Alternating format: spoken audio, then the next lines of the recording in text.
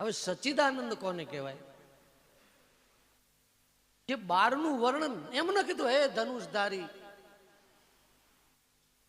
સત એ સત્ય સ્વરૂપ છે, ચિત આનંદ સ્વરૂપ પોતે છે, એ તમે સચ્ચિદાનંદ છો. એમ નિર્ગુણનું વર્ણન છે. ઈશ્વર તત્વ કેવા છે? સચ્ચિદાનંદ છે.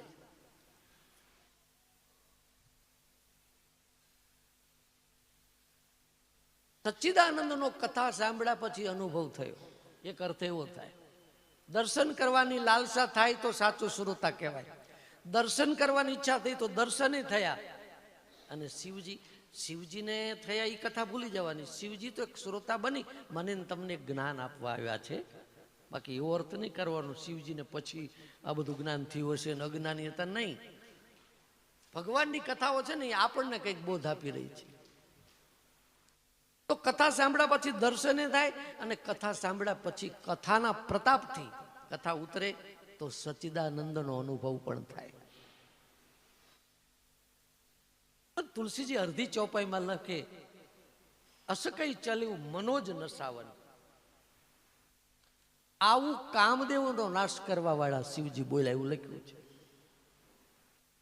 એમ કહીને તુલસીજી એમ કહેવા માંગે છે, સચ્ચિદાનંદનો અનુભવ ત્યારે થાય કે ભીતરમાંથી કામ વાસના સર્વ નષ્ટ પામી જાય.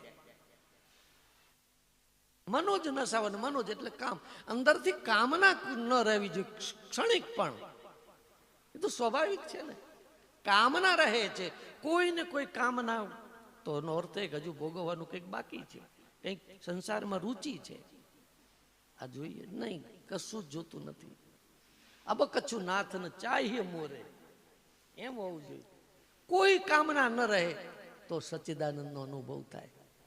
બાકી તો વાતું થાય જ્ઞાનની બધી, પણ હજુ મારે આ જોઈએ છે, હજુ મારે આ જોઈએ છે, હજુ તો મારે આ બાકી છે, ત્યાં સુધી છેટું પડી જવાય આપણે.